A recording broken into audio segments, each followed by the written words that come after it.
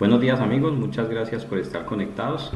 Bienvenidos a nuestra sesión. Hoy vamos a hablar acerca de la sección 10 de NIF para pymes, políticas contables, cambios en estimaciones contables y corrección de errores en esta primera parte de nuestro día.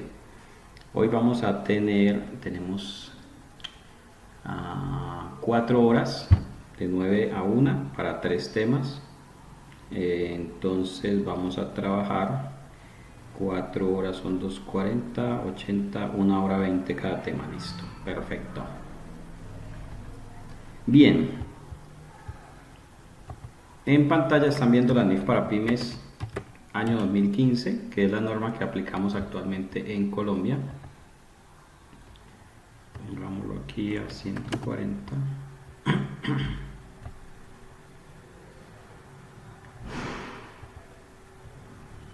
Listo, sección 10, políticas contables, estimaciones contables y errores. Son 3 temas realmente, esa sección habla de 3 cosas.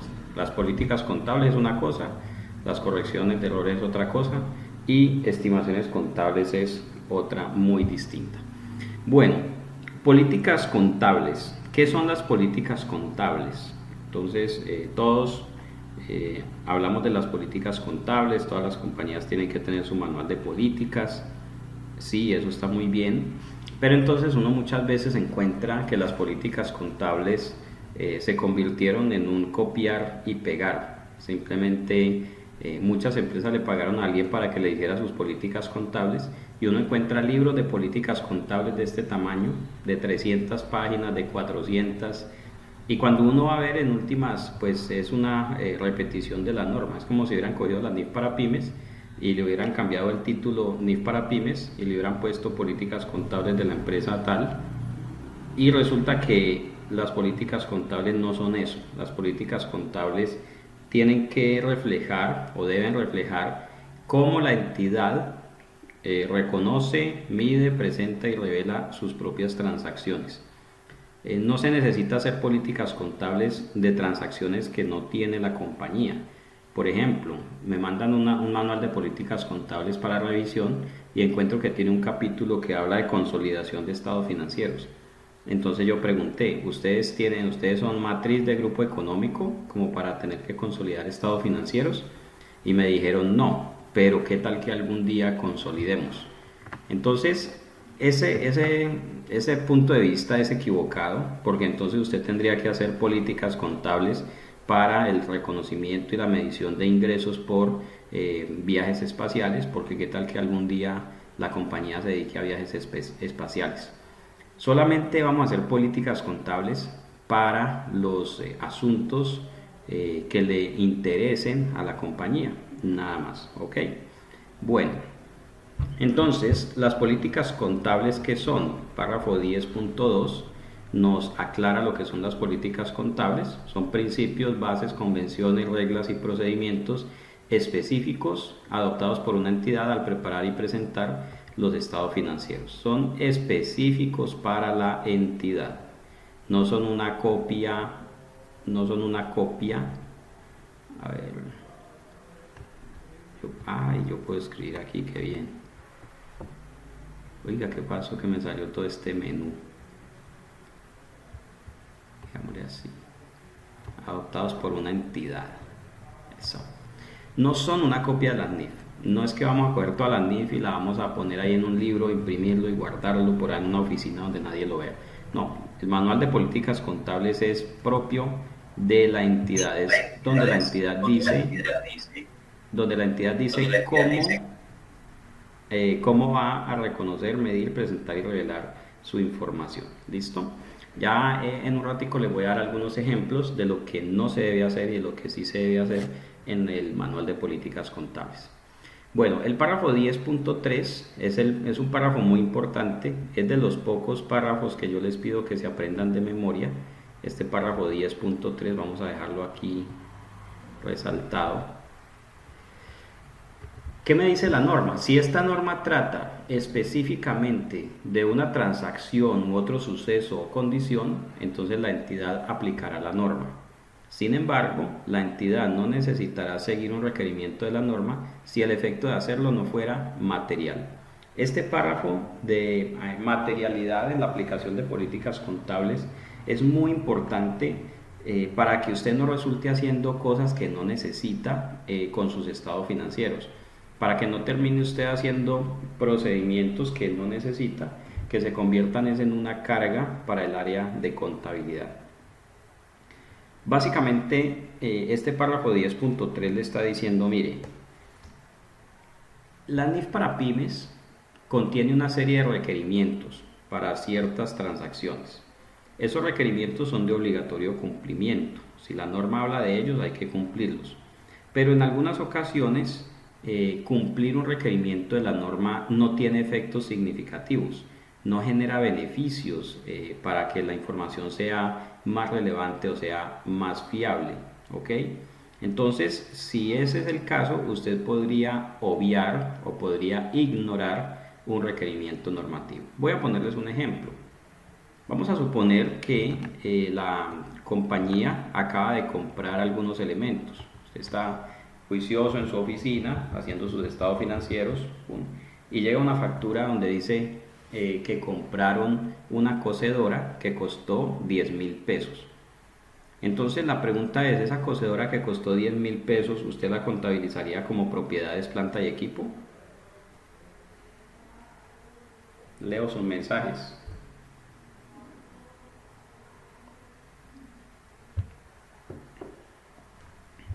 Entonces me dicen, no, no, no, nunca. No, nunca la contabilizaría como propiedad, planta y equipo. La pregunta siguiente es, ¿cuál es la razón por la cual usted no contabiliza una cocedora como propiedades, planta y equipo?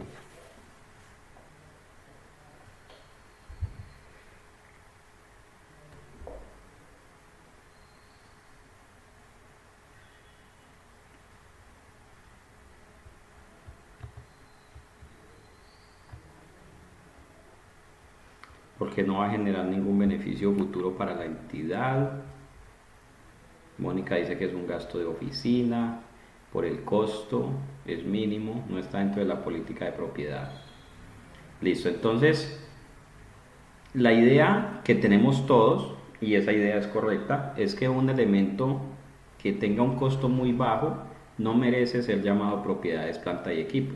Si nosotros miramos la definición de propiedad, planta y equipo, habla de elementos tangibles que se utilizan para prestar servicios o para la operación de la compañía o para ser alquilados a otros, y que tienen una duración superior a un periodo. Eso es propiedad, planta y equipo. La cocedora cumple con esa definición. La cocedora es un elemento tangible, va a ser utilizado por la entidad en su operación, necesita la cocedora para cocer los estados financieros y además tiene una duración de más de un año también. O sea, la cocedora cumple con la definición de propiedades, planta y equipo. Pero el párrafo 10.3 está diciendo, si la entidad no necesitara seguir un requerimiento de estas normas y el efecto de hacerlo no fuera material. Por esa razón es que nosotros la cocedora no la contabilizamos como propiedad, planta y equipo, sino que le damos un tratamiento distinto, lo llevamos a gasto. Entonces lo ponemos como gasto de oficina, por ejemplo. Comprar una cocedora es como comprar papel. Nadie se va a poner a contabilizar eso como activo para después tenerle que estimar una vida útil, un valor residual, una provisión de desmantelamiento, etcétera, tener que estarle haciendo inventario y todo lo demás. Entonces, hasta ahí, digamos que estamos claros con la cocedora de 10.000 pesos. ¿Qué pasa si ya no es una cocedora, sino una impresora? Digamos, una impresora pequeña que la pusimos como para casos de emergencia, cuando se caen las redes, que no podemos utilizar las impresoras de red. Entonces tenemos una impresora pequeña y un computador en el cual está conectada por si necesitamos algo. Esa cocedora de tóner costó 300.000 pesos. Si miramos la definición de propiedades, planta y equipo, cumple la definición. Es un elemento tangible que va a ser utilizado por la compañía en su operación, y que además tiene una duración de más de un año. Entonces, la impresora de 300.000 pesos, esa sí también cumple la definición. Volvemos a la pregunta, ¿la vamos a contabilizar como propiedades, planta y equipo?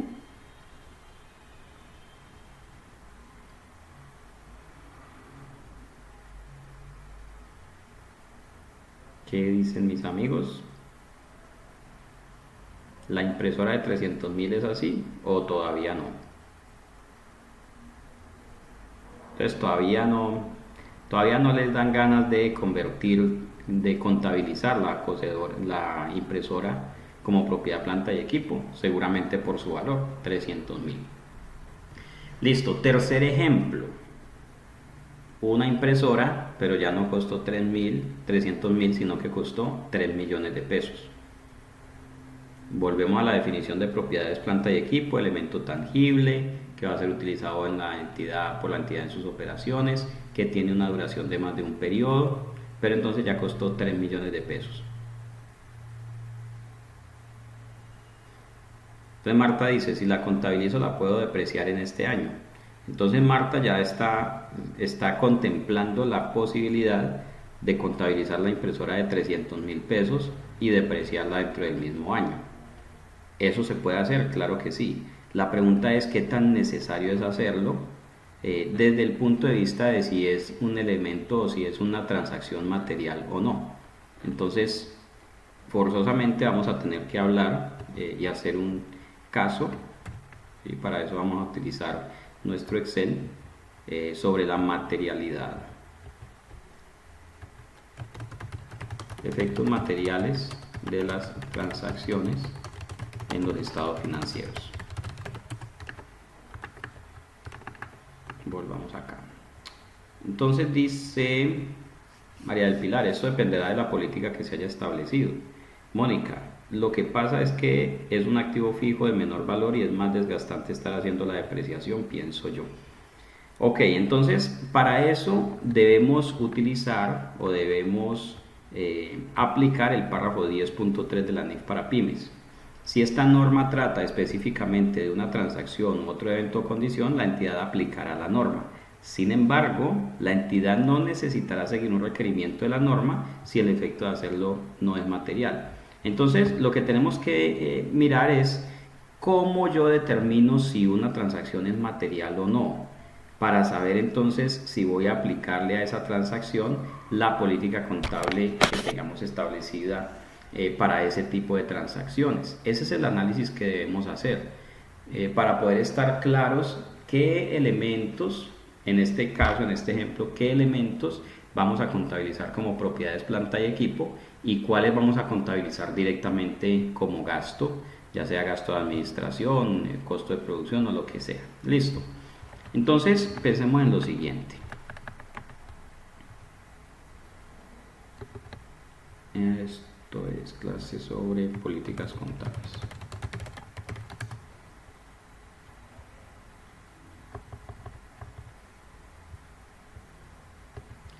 Listo, entonces vamos a decir lo siguiente. Una entidad adquiere una impresora por un valor de 300.000.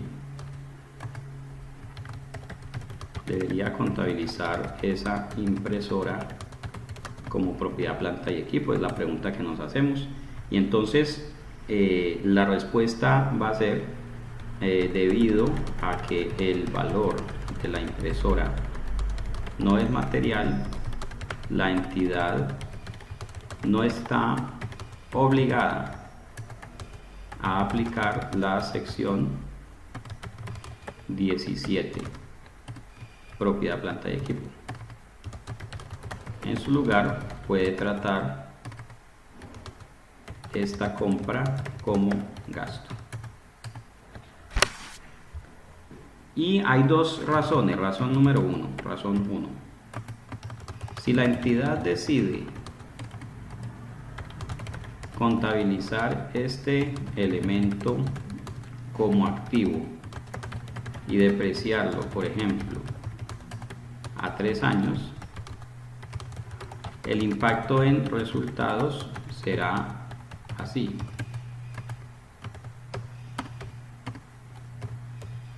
Año 1, año 2, año 3, simplemente tendrá en cada año 100.000 de gasto. Si la entidad decide contabilizar la compra como gasto, el efecto en resultados es el siguiente.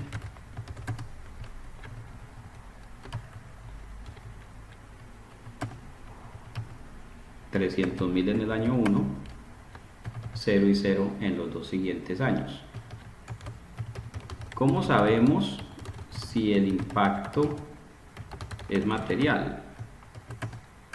Entonces, suponga que la utilidad promedio de la entidad es de 800 millones anuales. Entonces, el impacto de esta contabilización es el siguiente. Si se contabiliza como activo, vamos a tener este escenario.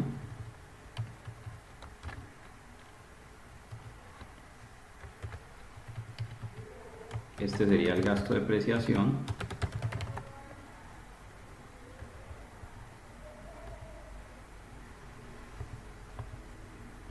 Y esta sería la utilidad.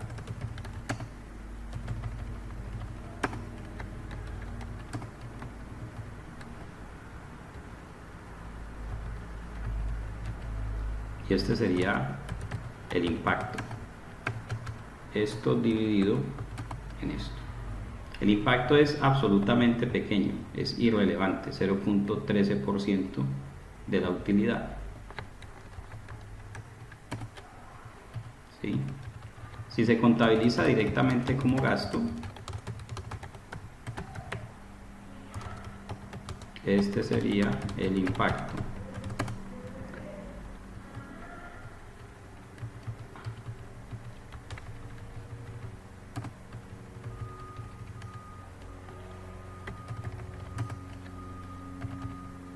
Entonces tendría un impacto del 0.0375 en el año 1 y ningún impacto en los años 2 o 3. Esto es un análisis de materialidad de transacciones, en donde usted compara el impacto que tiene una transacción sobre los resultados de la compañía, ya sean reales o presupuestados. Y este análisis entonces lo vamos a anexar cuando tengamos que tomar una decisión sobre materialidad para saber si aplicamos o no aplicamos un requerimiento normativo.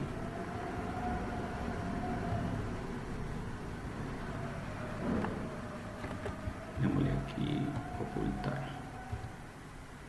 Eso es.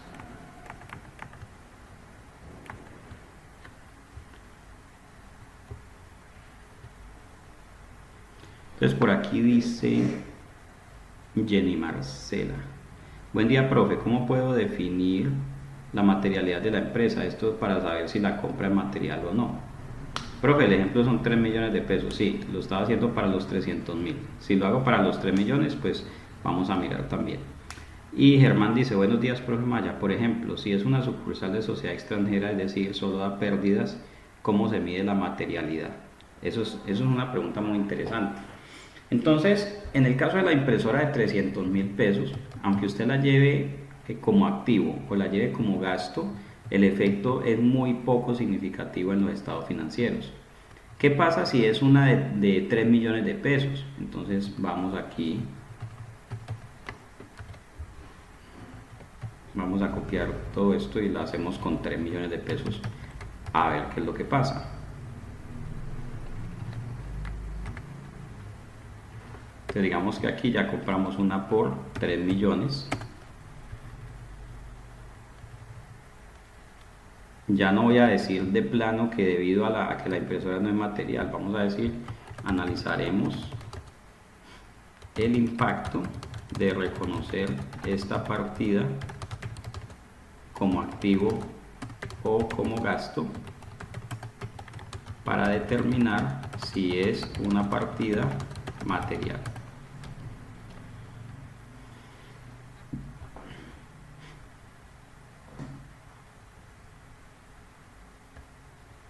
Entonces, si la entidad decide contabilizar el elemento como activo y depreciarlo, entonces vamos a tener una depreciación anual de 1.000.000 de pesos.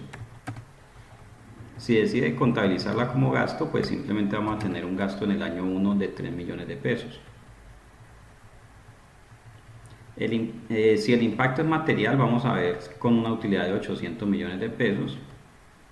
Si la contabilizamos como activo, entonces tendremos un impacto del 0.125% sobre la utilidad en cada uno de los 3 años. Y si lo llevamos como gasto, entonces será un impacto del 0.375% de las utilidades reales o proyectadas. Básicamente la diferencia va a estar, si la llevo como gasto, pues que el gasto va a estar todo concentrado en el año 1 y en el año 2 y 3 no voy a tener gasto. Y además tenga en cuenta esto, estamos hablando de una impresora cuya vida útil es relativamente corta, estamos hablando de una vida útil de 3 años, entonces de todas maneras el impacto va a ser en un periodo relativamente corto. De hecho, muchas compañías prefieren para elementos cuya vida útil es corta como este, llevarlos directamente al gasto, porque dicen pues tenerlo como gasto en un año o tenerlo como gasto en 3 años para nosotros es irrelevante, lo vamos a dejar en el año 1 y deciden que cualquier elemento cuya duración sea de menos de 3 años o de 2 años, entonces lo van a llevar al gasto. Eso es una decisión de política contable de la entidad. ¿Listo? Bueno, entonces eso analizamos allí la vida útil y la vamos a tener en cuenta para saber si el elemento se contabiliza o no como propiedades, planta y equipo. Pero la entidad tiene que tener una materialidad establecida, o sea, cualquier persona que vaya a hacer una contabilización debería poder consultar el manual o el procedimiento de materialidad para poder saber si lo contabiliza o no como propiedad, planta y equipo. Esta decisión no la va a tomar el auxiliar contable que está contabilizando. Esta decisión de política contable la debe tomar la administración y establecerla para que sea aplicada por el departamento de contabilidad. Entonces, la materialidad suele establecerse, voy a escribirle esta idea aquí, suele establecerse como un porcentaje de las utilidades o de los activos. Por ejemplo, y además, ojo, la materialidad se establece para cada categoría de activos o tipos de transacciones. Por ejemplo, propiedades, planta y equipo debe tener su propia materialidad. O sea, ¿cuál es la cuantía a partir de la cual vamos a contabilizar elementos como propiedad, planta y equipo? Entonces allí es donde decimos, listo, para esta compañía la materialidad son 3 millones de pesos, o 4, o 5, 6, o 10, o 15.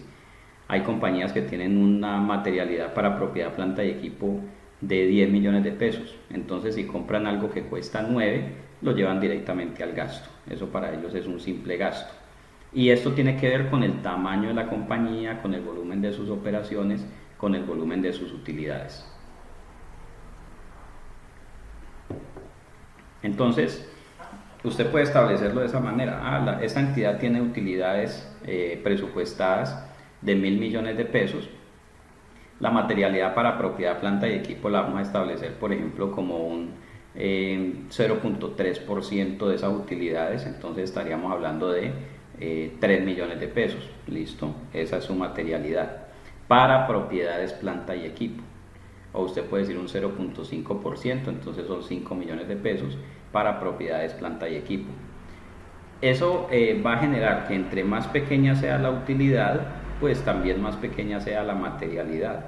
Porque si las utilidades son pequeñas, entonces el impacto de los gastos de depreciación, por ejemplo, van a ser más grandes. Si las utilidades son muy grandes, pues entonces el impacto de cualquier depreciación de propiedades, planta y equipo va a ser mucho más pequeño. Listo. Ok. Pregunta Germán, ¿qué pasa cuando la entidad está a pérdida? Bueno, de todas maneras hay que establecer una materialidad que puede ser también un porcentaje de la pérdida o puede ser también en función del tamaño de los activos de la compañía. De todas maneras, si una entidad está en pérdida y esas pérdidas se sostienen, es decir, lleva varios años en pérdida, pues entonces ahí entra en juego otro tema que es el de negocio en marcha. Y probablemente ya no tenga que aplicar la NIF para pymes, sino la contabilidad de entidades que no son negocio en marcha. Eso hay que tenerlo en cuenta. ¿Ok? Muy bien. Ojo con lo siguiente. Hay personas o hay entidades que dicen, es que a mí me gusta poner todo como propiedad, planta y equipo para poderlo incluir en el módulo de activos fijos y tener un control sobre ello. Nosotros los contadores tenemos como un delirio de control, como que nosotros somos los responsables de cada silla que hay en la oficina, de cada lapicero, ¿sí? Yo no sé en qué punto de la historia se generó esa cultura de pretender que es el contador el que tiene que estar pendiente hasta de las sillas, de las mesas y de las servilletas del restaurante. Ojo, el trabajo de nosotros no es controlar que las sillas y mesas y las máquinas no se pierdan, eso no es trabajo de nosotros, a menos que usted sea un contador, director administrativo, director de activos fijos, etcétera, etcétera. Tiene que haber alguien cuidando, un vigilante, alguien encargado de hacer el inventario, sí, claro, un líder de propiedades, planta y equipo, pero el trabajo del contador no es ese, el trabajo del contador es procesar la información financiera y generar informes que sean oportunos para la toma de decisiones de los usuarios. Entonces, claro, los módulos de activos se utilizan para registrar activos, conocer sus ubicaciones, saber a quién fueron asignados, en qué fecha fueron comprados, por qué valor se compraron, su vida útil, etcétera. Todo eso lo hacen los módulos de activos fijos, claro que sí. Que de hecho el nombre activos fijos es un nombre netamente fiscal. Pero bueno, esos módulos hacen todo eso, sí. Pero no necesariamente los estados financieros tienen que verse afectados cada vez que cambiemos una silla de una oficina para otra. Ese es el error en el que caemos muchas veces en los departamentos de contabilidad y esa es la razón por la cual se vuelve tan difícil tener un buen manejo de las propiedades, planta y equipo. Yo recuerdo que en una ocasión estábamos asesorando una compañía, bueno, una EPS, una entidad prestadora de servicios de salud, y esta entidad estábamos revisando o determinando lo que es la política de propiedades, planta y equipo. Entonces les pedimos un detalle de todos sus elementos de propiedades, planta y equipo. Eso era tan grande que tenían que llamar al de sistemas y el de sistemas lo puso a procesar y se demoró como 3 horas procesando y nos sacó un informe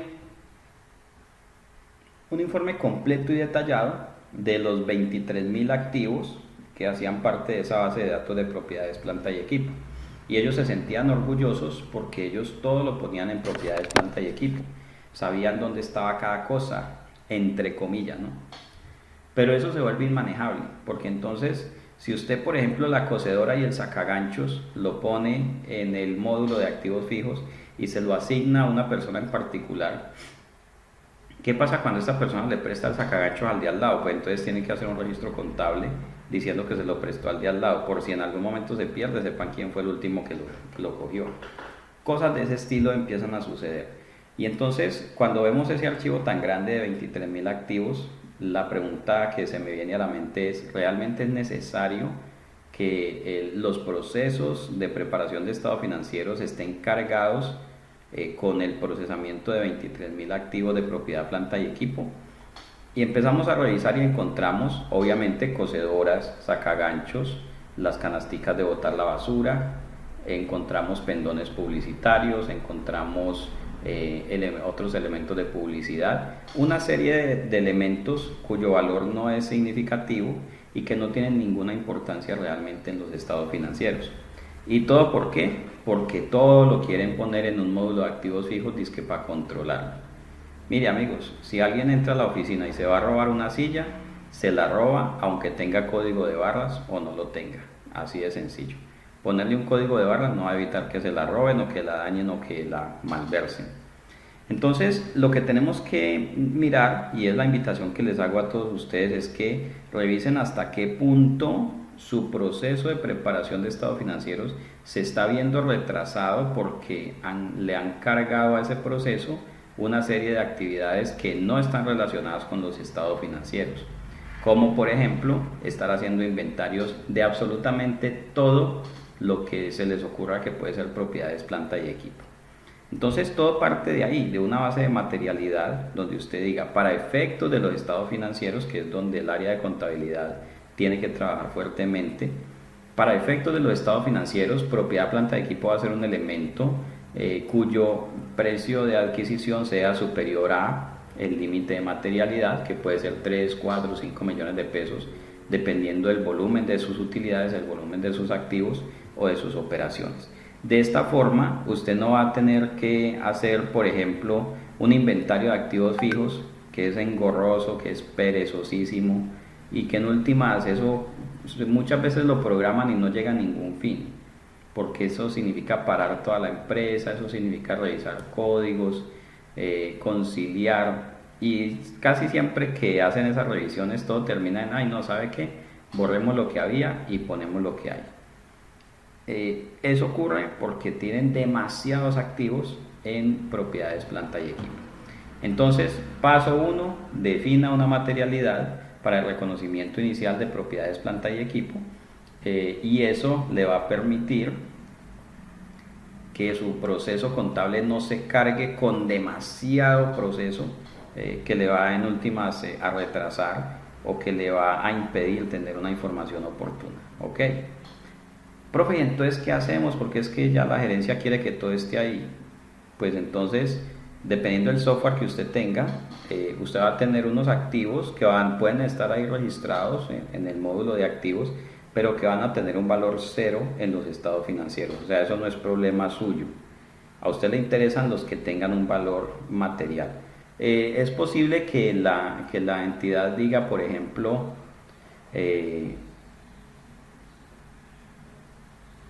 es posible que la entidad, por ejemplo, tenga... Yo conozco una empresa que tiene unos mensajeros en la calle que andan recaudando dinero. Son 10, 15, 20 mensajeros en cada ciudad y tienen 5 o 6 ciudades, entonces tienen 120, 150 mensajeros en la calle y cada uno anda con un aparatico en la mano y allí registran cuando reciben un pago, lo escriben allí y ese aparatico saca un recibo de caja. El aparatico está conectado con la compañía, entonces en línea, en tiempo real, contabiliza los abonos de los clientes. ¿Qué ocurre allí? Esa entidad, por ejemplo, tiene 100 aparaticos de esos y la entidad quiere saber esos aparaticos a quién se le asignaron, a qué mensajeros se le entregaron, por si alguien dice o por si pierde uno, pues sepan de quién era.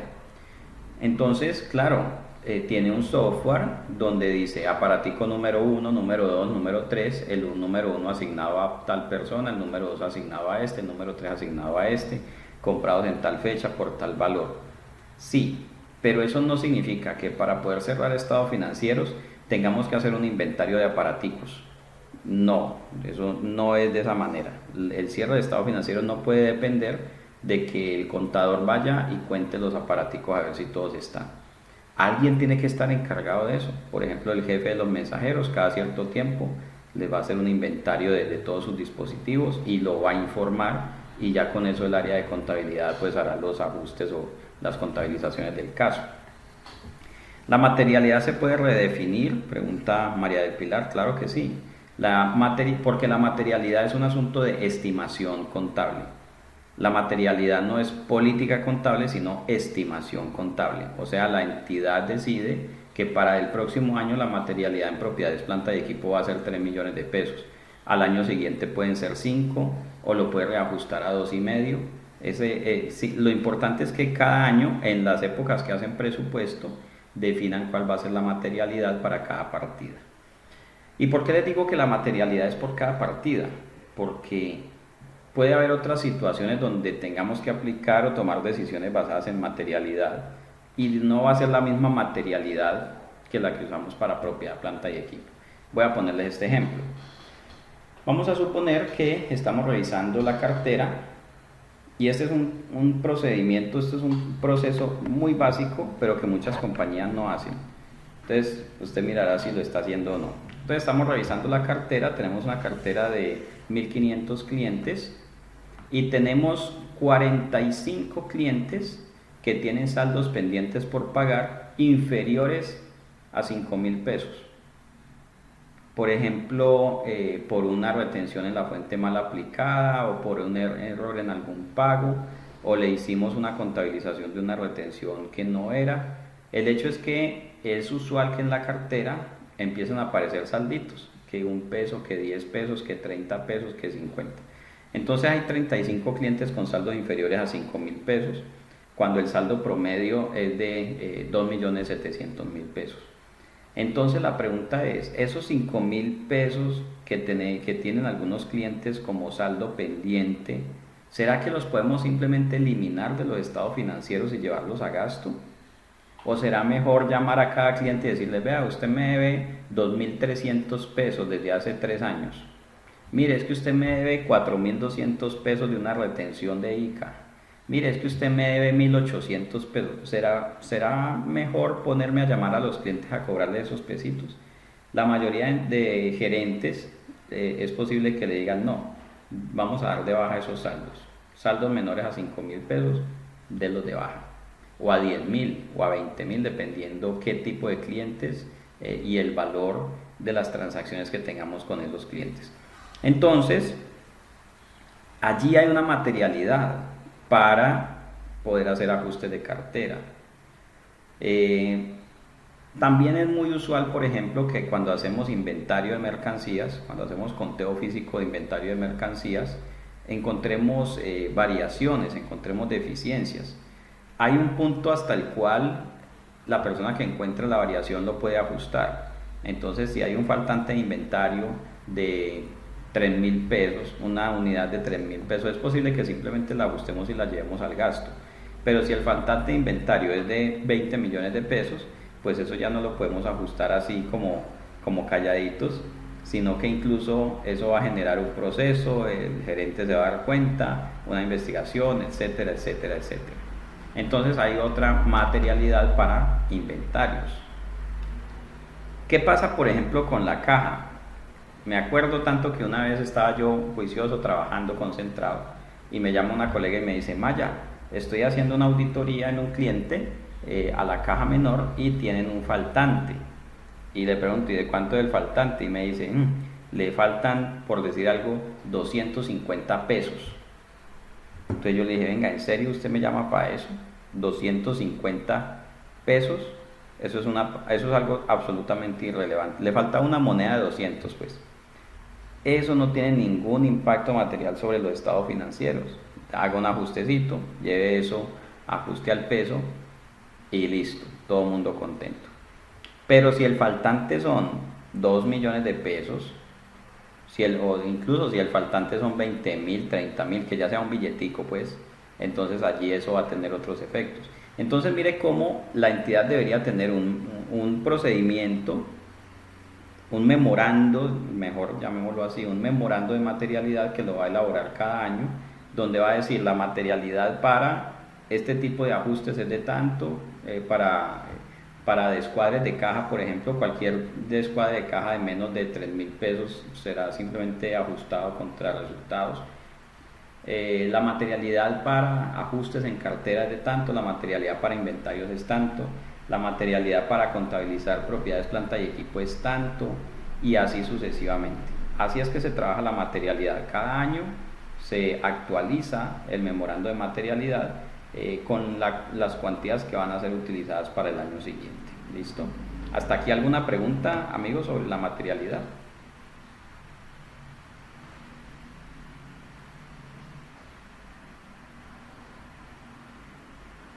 María del Pilar decía, ¿qué pasa si se cambia la materialidad? ¿Qué efectos tiene? Usted hoy podría hacer una revisión de, por ejemplo, de propiedades, planta y equipo y encuentra que de los 700 activos que tiene allí, solamente debería tener 250 activos. Los otros 550 son partidas inmateriales. Entonces la entidad puede decidir en este periodo dar de baja todas esas partidas. Ojo, en este periodo, o sea, sería un gasto completo en el periodo en el cual se decide hacer, porque les dije hace algún rato, la materialidad es una estimación, no es política. La política contable es que la entidad va a definir la materialidad y la va a actualizar cada año, esa es la política contable. De ahí sigue una estimación donde usted cada año dice cuál va a ser la materialidad. Si cambia la estimación de materialidad, entonces en el año en que cambia se contabiliza como gasto el efecto de ese cambio. ¿Sí? Entonces pueden tomar esa decisión de dar de baja ciertos elementos. Le aseguro que si usted tiene 1000 elementos en propiedad, planta y equipo y le aplica materialidad, de esos 1000 le pueden quedar 100, 150 y los demás son elementos no materiales que pueden ser tratados como gasto. Simplemente les pone valor cero, quedan allí pues por si quieren decir que se lo van a asignar a alguien, que para saber dónde está, que quién lo tiene, ok, pero le ponen valor cero. Le ponen valor cero para que no tenga impacto en los estados financieros, para que no tengan que estar haciendo depreciaciones de esas partidas cada año, ¿listo? O en cada periodo. Bueno, entonces, esa es la importancia del párrafo 10.3 de la NIF para pymes. Apréndaselo de memoria, o escríbalo en un papelito y lo guarda en su billetera, o lo pone como protector de pantalla en el celular, que diga, si la norma trata específicamente de una transacción, otro suceso o condición, la entidad debe aplicar la norma.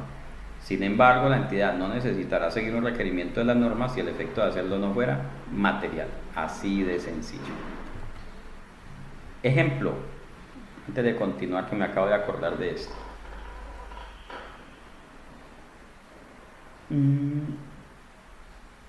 Supongamos que una entidad tiene su oficina y sus puntos de venta sobre una avenida, a la avenida El Dorado en Bogotá, y la entidad tiene ahí sus oficinas y su punto de venta. Y algún día llega una entidad y le dice, señores, háganme un favor, es que queremos hacer un evento, queremos poner una carpita aquí afuera, vamos a entregar unas muestras, vamos a hacer esto, vamos a hacer lo otro. Y necesitamos que nos alquile este pequeño espacio solamente por 6 horas y les podemos pagar 1.000.000 de pesos. Y la entidad accede y le dice, listo, ponga ahí la carpa, me paga 1.000.000 de pesos y puede estar ahí 6 horas, listo. Le proporciona energía eléctrica y acceso al baño si necesita. Entonces, esa es una transacción de arrendamiento, estamos alquilando el espacio y estamos recibiendo un arriendo de 1.000.000 de pesos. Los arrendamientos usualmente son ingresos de actividades ordinarias, porque se relacionan con la operación de la entidad, porque provienen de la utilización de los activos, etcétera, etcétera. Pero la pregunta que nos hacemos es, ¿cada cuánto voy a recibir ese arrendamiento? Y resulta que no es sino una sola vez por toda la vida. Y ese 1.000.000 de pesos no es importante, no causa un impacto significativo en mis estados financieros. Y además no es presupuestado porque nadie salió a buscar un cliente. Entonces yo podría decidir que ese 1.000.000 de pesos lo voy a poner simplemente como una ganancia por arrendamientos. Y voy a explicar eso, que fue un evento particular en el cual la entidad recibió ese 1.000.000 de pesos, pero que no es que la entidad se esté dedicando a actividades de alquiler.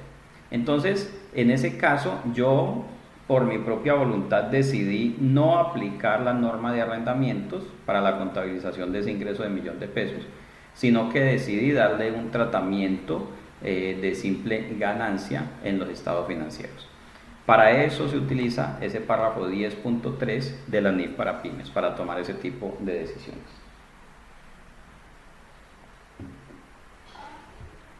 Bueno, párrafo 10.4. Si la norma no trata específicamente una transacción, otro suceso o condición, la gerencia de la entidad utilizará su juicio para desarrollar y aplicar una política contable que dé lugar a información que sea relevante y que sea fiable.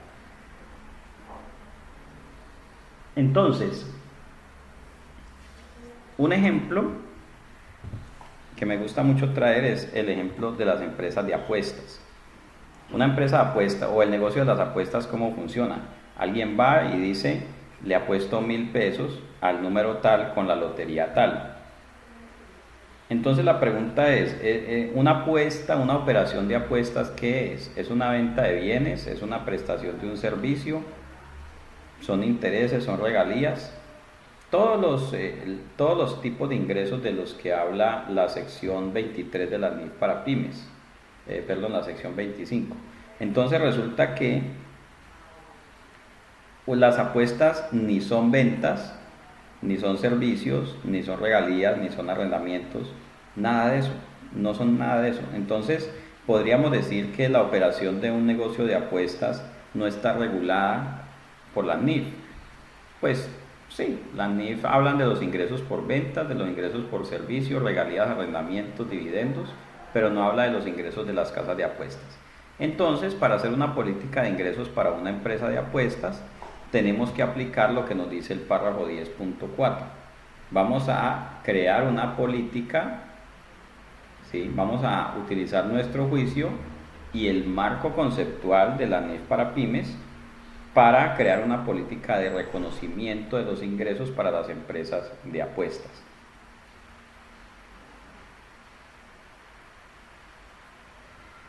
Bien, Germán hizo una pregunta allí, voy a dejarla para contestarla en un momento cuando termine con esta idea. Entonces, en el negocio de las apuestas no está dentro de los ejemplos de ingresos de actividades ordinarias de la NIF para pymes, pero si la entidad se dedica a eso, pues sus ingresos son ingresos ordinarios. Entonces, vamos a preguntar, vamos a empaparnos, vamos a aprender cómo funciona el negocio. Y entonces me explicaban, ok, llega un número de apostadores y ponen su dinero apostando por unos números específicos. Luego hay un sorteo y en ese sorteo hay un número ganador y algunos de los apostadores posiblemente hayan apostado por el número ganador. Entonces a esos apostadores se les entrega un dinero de acuerdo con el convenio que haya habido entre la casa de apuestas y el apostador.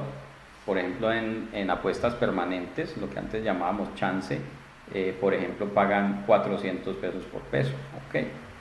Entonces, cuando analizo esta operación, digo, listo, cada vez que llegue alguien y diga, apuesto 1.000 pesos a tal número, eso va a ser un ingreso para la compañía, ese es su ingreso. Le dan una tirilla que dice 1.000 pesos. Y cuando hay un sorteo, la entidad va a saber quiénes ganaron y cuál es el costo de la premiación, y ese costo lo vamos a tener como costos de apuestas.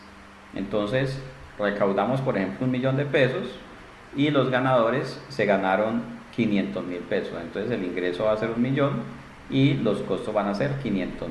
Ahí estoy utilizando el juicio y las definiciones y criterios de reconocimiento del marco conceptual para elaborar una política contable para un negocio de apuestas que no está regulado, que no está mencionado en la sección de ingresos de actividades ordinarias.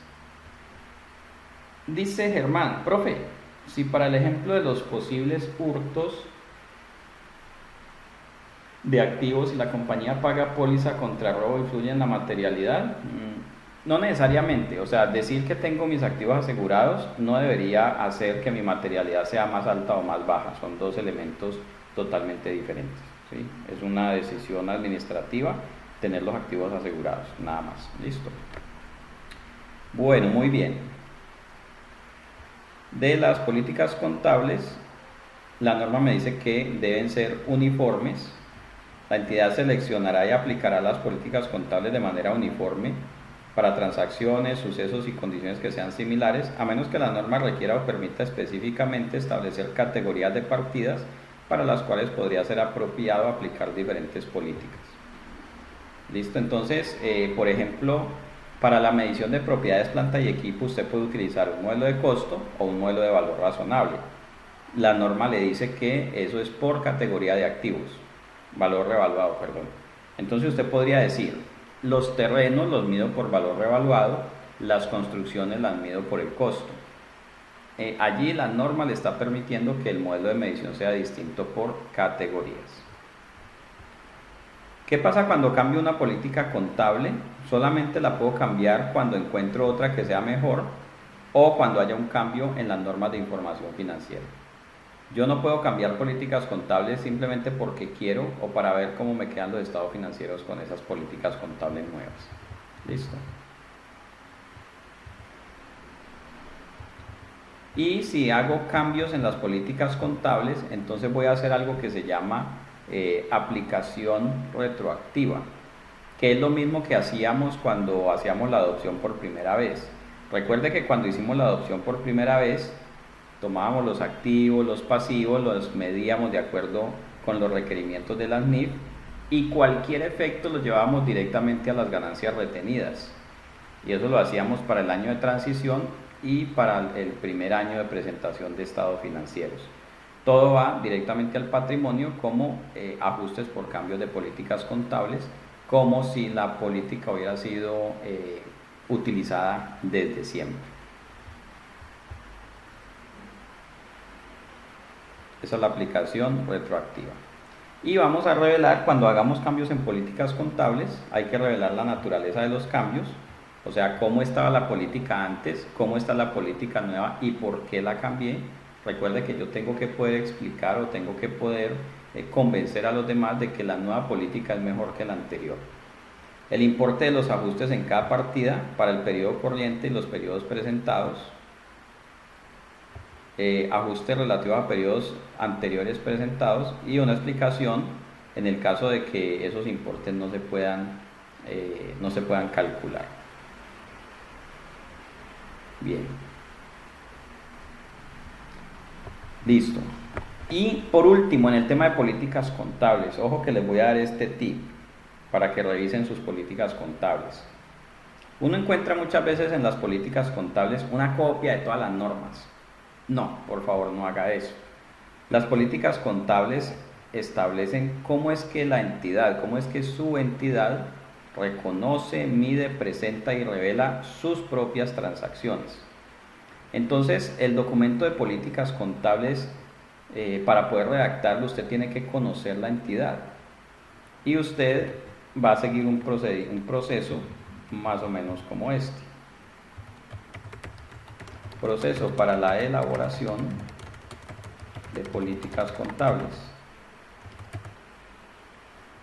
1. Conocer la entidad. 2. Definir los tipos de ingreso que la entidad percibe. Pero no lo va a definir genéricamente, lo va a definir de una manera muy específica. O sea, usted no va a decir ingresos por ventas, ingresos por servicios. No, usted va a decir específicamente ingresos por venta. La entidad vende tal tipo de mercancías y vende de esta forma. Si vende al por mayor, si vende al de tal, si vende por encargo, si tiene bodegas, ¿ok? Usted va a hacer un documento donde diga qué es lo que la entidad hace y cuáles son esos ingresos que la entidad percibe. Luego, definir los tipos de gastos en los cuales la entidad incurre. Entonces es muy similar, usted va a decir, ok, para generar esos ingresos, entonces la entidad tiene personal, tiene unas bodegas, tiene unos vehículos, tiene unas máquinas, etcétera, etcétera. Entonces define los tipos de gastos en los cuales la entidad incurre. Luego, ¿qué tipos o qué activos utiliza la entidad? Y luego, ¿cómo obtiene su financiación interna y externa? Todo eso lo vamos a explicar en el documento de políticas contables. O sea que el documento de políticas contables no puede arrancar así. Políticas contables de la entidad tal. Pasa la página y dice, propiedades, planta y equipo se hará así. No, así no, tan en seco no. Un documento donde explique a qué se dedica la entidad, para que luego con eso en mente, pues sí podamos desarrollar las políticas contables. Listo. Revisado lo anterior,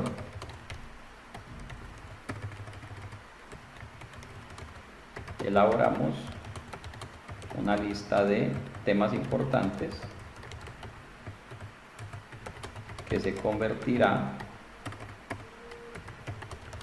en el índice o tabla de contenido del manual de políticas. ¿Listo?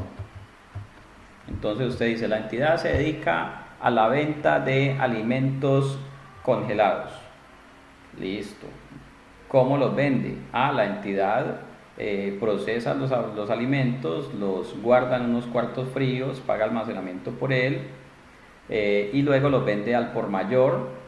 La gente viene a recogerlos o la gente hace el pedido y se le despacha, ¿sí? Cuenta toda esa historia y luego empieza a identificar cuáles son esos temas importantes que se convierten en la tabla de contenido de las políticas contables.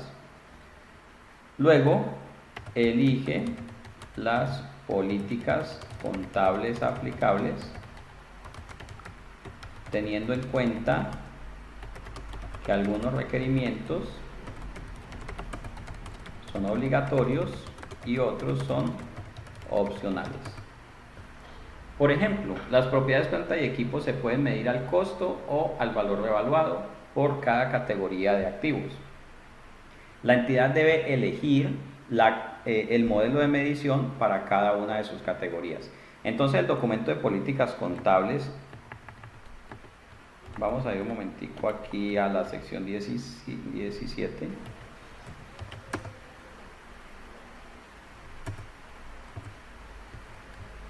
Propiedades planta y equipo.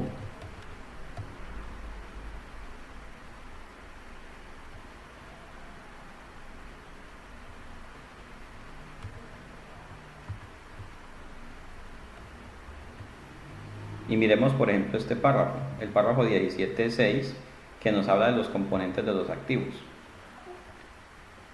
Las políticas contables no deben decir ciertos componentes de algunos elementos de propiedades planta y equipo pueden requerir su reemplazo a intervalos regulares. Eso no es política contable. Política contable es que usted, con base en este párrafo, diga qué es lo que va a hacer.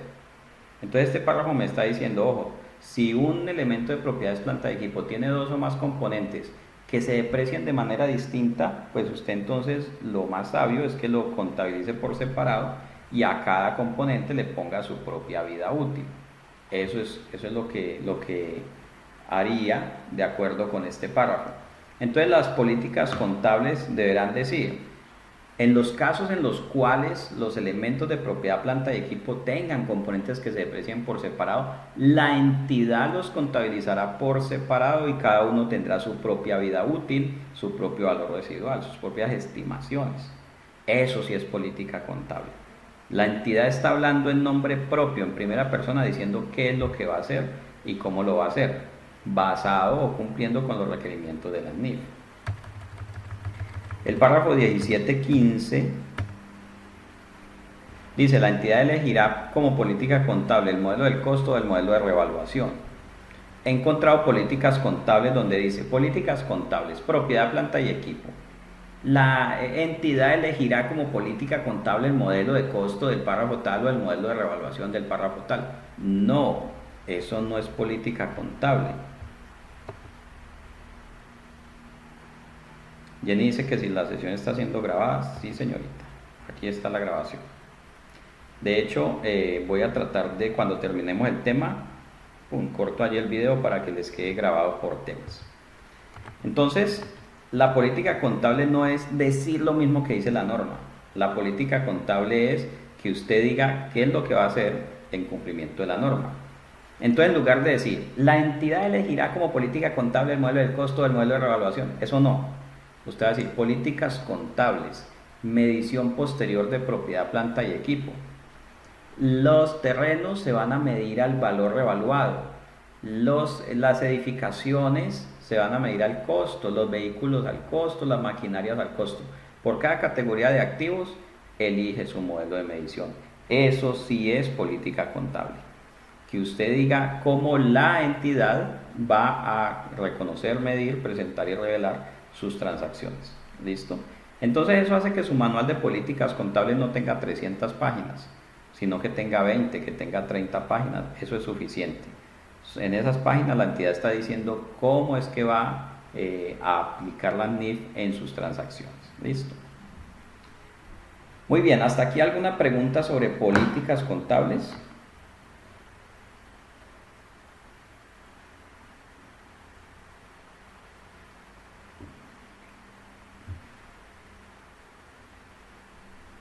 Ok,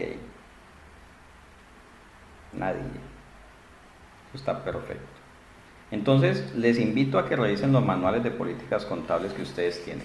Si aplican NIF para pymes, tienen la ventaja de que la NIF para pymes no la andan cambiando cada año. Es la misma desde el año 2015 y todavía el IASB no ha dicho cuándo va a salir una nueva NIF para pymes.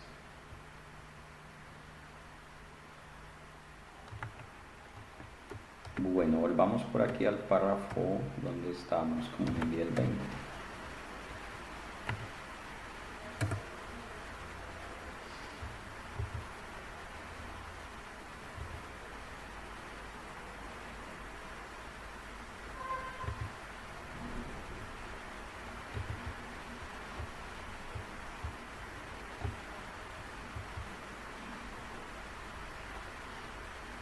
Germán dice, si se cambia una política, sencillamente se cambia, por ejemplo, el párrafo o se debe dejar historial de ese cambio. No, usted actualiza. Lo que sí hace es que es muy sano, es muy útil. La norma no lo pide, pero eso es útil, se necesita. Que usted tenga una bitácora de los cambios que ha hecho en sus políticas contables.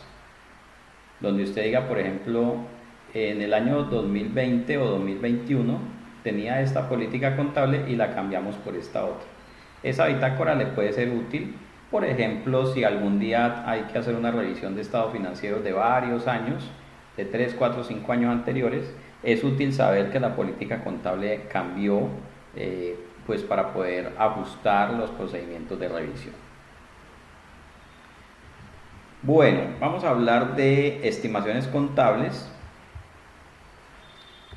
Las estimaciones contables, primero que todo, ¿qué es una estimación contable? No está definido aquí en el párrafo 10.15, creo que está definido en el glosario. Una estimación contable es la aplicación del juicio profesional en la medición de los activos y pasivos y obviamente de los ingresos y los gastos. Y las estimaciones contables están regadas por toda la NIF. Entonces, las más famosas son, por ejemplo, las estimaciones de vida útil. Si una entidad compra una máquina por 100 millones de pesos, pues entonces hay que depreciarla y alguien tiene que decidir si la vamos a depreciar a 5 años, a 10 años, a 15 o a 20. Eso es una estimación. Alguien analiza ciertos hechos y emite un concepto según el cual dice esta máquina debería depreciarse a 15 años. Eso es una estimación contable. Y a lo largo de toda la NIF encontramos estimaciones contables prácticamente en todas las secciones. ¿Qué pasa cuando se cambia una estimación contable? Por ejemplo, cuando cambiamos la vida útil de un elemento de propiedad, planta y equipo. Entonces la norma me dice, ojo, si usted cambia una estimación contable, el efecto de ese cambio va a ser en los estados financieros del periodo donde se está haciendo el cambio y en los estados financieros de los periodos subsiguientes. Vamos a hacer un ejemplo.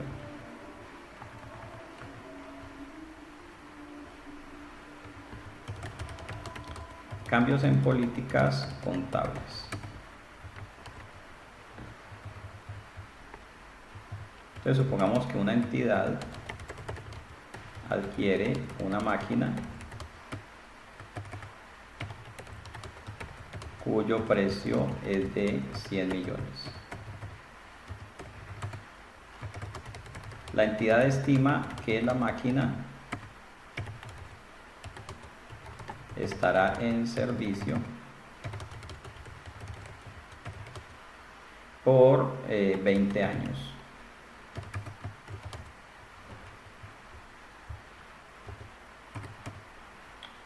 El valor residual es insignificante.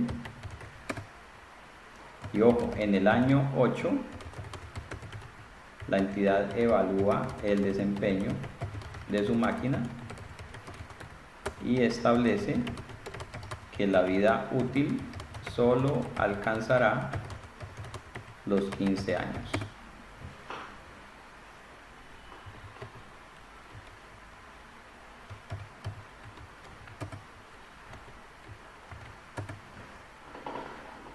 Bien, entonces se compra la máquina, se le estima una vida útil de 20 años y en el año 8 decimos, oye, no, esa máquina no va a durar 20, va a durar apenas 15. La vida útil es una estimación contable, por lo tanto, cambiar una vida útil es un cambio en estimación contable y tiene efectos prospectivos, no retroactivos. Entonces, vamos a ver qué ocurre.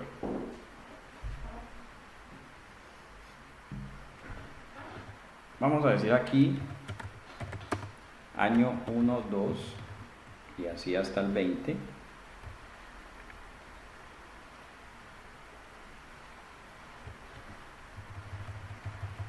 Vamos a decir aquí costo, valor residual, valor depreciable, vida útil, depreciación anual, depreciación acumulada, saldo en libros.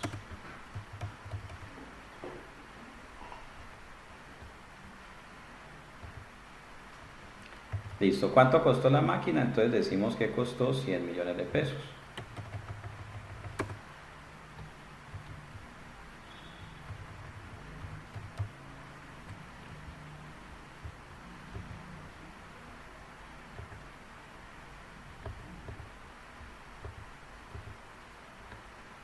$100 millones de pesos es el costo de la máquina.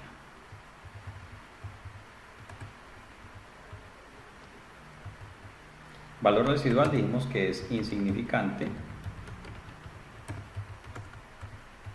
El importe depreciable es el costo menos el valor residual para el primer año. A partir del segundo año va a ser el saldo en libros menos el valor residual. La vida útil arranca en 20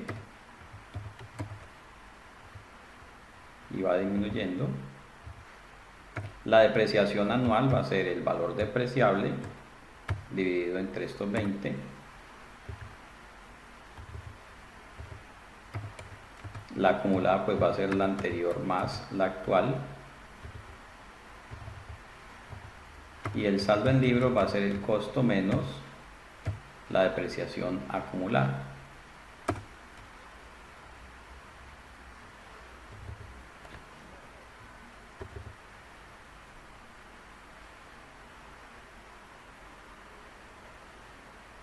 Muy bien.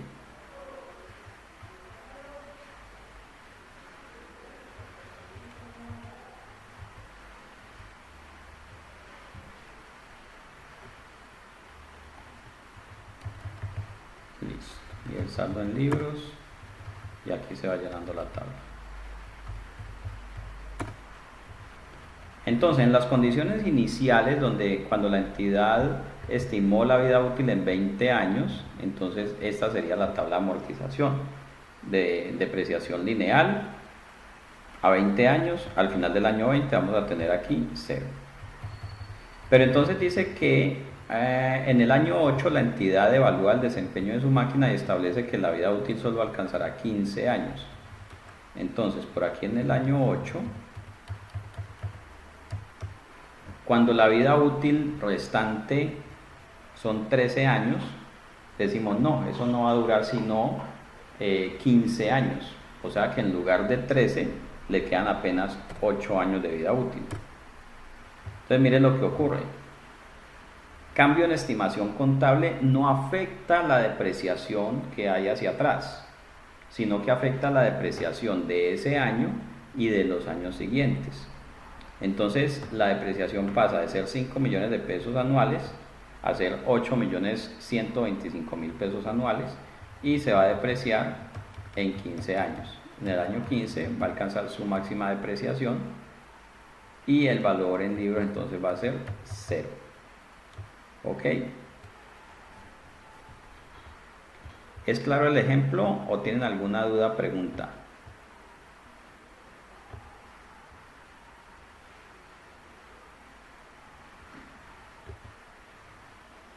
Listo.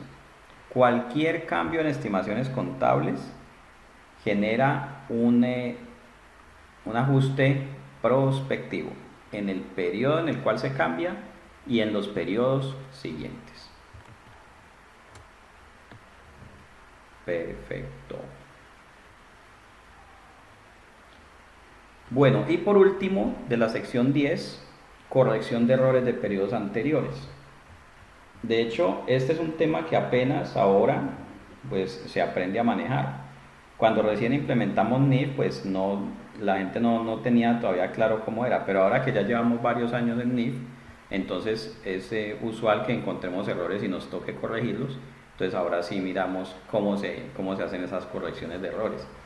La corrección de errores en estados financieros, básicamente, para empezar, tenemos que definir o tenemos que tener claro lo que es un error en los estados financieros y lo que no es un error en los estados financieros. Los errores en los estados financieros está definido aquí en el párrafo 19, 10.19.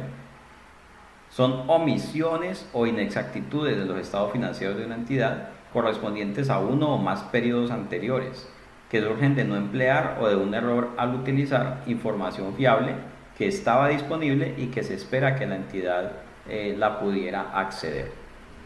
Entonces, ¿qué tipo de errores encuentra uno? Por ejemplo, saldos de caja inexistentes.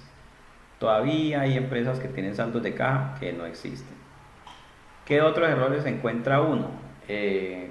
Cuentas que no están conciliadas, cartera con clientes que nunca se pudo conciliar o con proveedores, elementos de propiedad, planta y equipo que no existen o que ya o están depreciados en exceso o les faltó depreciación. Todo eso lo encuentra uno en los estados financieros. Tengo uno, valdría la pena buscarlo. Voy a hacer un seminario corto con ese ejemplo, sirve. Encontré un caso de una entidad que tiene unas inversiones en asociadas, creo que tiene 5 o 6 inversiones, y tenían un error en la medición de esas inversiones, pero un error de magnitudes grandes, creo que eran de alrededor de unos 4 o 5 mil millones de pesos en la medición de esas inversiones. Y entonces hicimos un cuadro donde nos devolvimos como 5, 6, 8, 10 años, yo no recuerdo cuántos años, y revisamos todos los estados financieros de esas entidades uno por uno, los dividendos repartidos, etcétera, y volvimos a hacer la medición de esas inversiones que creo que que las medimos al método de la participación. Entonces, cuando hacemos ese trabajo, lo que hacemos es decir, bueno, esto es lo que tenemos ahora, al corte del 2021, 2020, 19, 18, estos son los saldos de las cuentas. Y luego decimos cómo debería haber quedado esos estados financieros. Entonces también lo hacemos año por año y decimos, si lo medimos bien, queda de esta forma. Entonces, esos errores de periodos anteriores, tenemos que identificar cuál es el valor que tenemos de la partida y cuál es el valor correcto año por año, los años que se pueda devolver. Si solamente lo puede hacer para el año anterior, pues no hay problema. Y luego, entonces, nos ubicamos, por ejemplo, si estamos en el año 2021, vamos a hacer cierre de 2021, tenemos que poner la partida al cierre del 2021 corregida. Y además, en los estados financieros comparativos del 2020, también tenemos que poner la partida corregida. De ahí para atrás solamente lo guardamos como papel de trabajo, ¿ok? Pero en los estados financieros 2021 y comparativos 2020 tenemos que presentar la partida corregida y vamos a tener que explicar en qué consiste la corrección que hicimos, cuál fue la naturaleza del error, cuál es el efecto o el impacto en cada año, solamente incluye al año anterior, no es necesario ni es útil poner el impacto en 2, 3, 5, 10 años. Con que usted explique el actual y el anterior va a ser suficiente. Por aquí preguntan, Mayerly, profe, ¿cuál debe ser el tratamiento de un equipo médico que se encuentra totalmente depreciado pero que aún se sigue usando? Ninguno, ya llegó la depreciación a su máxima expresión, valor en libros 0, déjelo allí tranquilo, ok, déjelo allí tranquilo. No es necesario volverle a dar un valor en los estados financieros, no, porque entonces ahí nos la vamos a pasar por toda la eternidad. Usted lo puede dejar con valor 0. Ahora, Si el efecto de haberlo depreciado aceleradamente es un efecto importante, entonces hay un error en los estados financieros que toca corregir. Porque, por ejemplo, si supongamos que una entidad compra unos camiones, se gastó 10 mil millones de pesos en camiones, compró 20 camiones de 400, de 500 millones de pesos y los depreció a 5 años. O sea que en 5 años se comió 10 mil millones a punta de depreciación y los socios ahí aguantando hambre sin recibir dividendos. Entonces, eso es un error en los estados financieros. Hay que buscar la vida útil adecuada para esos camiones, seguramente van a ser 20 años. Y entonces en lugar de tener 500 millones anuales de depreciación, perdón, a 5 años, 10 mil millones a 5 años, 2 mil millones anuales. En lugar de tener 2 mil millones anuales en depreciación, vamos a tener solamente 500 millones y va a haber utilidades para repartir. Esos son errores en los estados financieros. Algo que evidentemente se depreciaron esos activos de manera acelerada, entonces vamos a corregir esas depreciaciones. Germán dice, profe, si hubo un error en la contabilización de la depreciación línea recta de periodos anteriores, pero la estimación es la correcta. No entiendo si la estimación es correcta porque habría un error en la depreciación. No entiendo. Si fue un error del software o algo, no sé. Tendría que explicar. Y Germán dice, profe, si hay un elemento de ese activo que se reemplazó por mantenimiento, ¿influye en la depreciación? Claro que sí.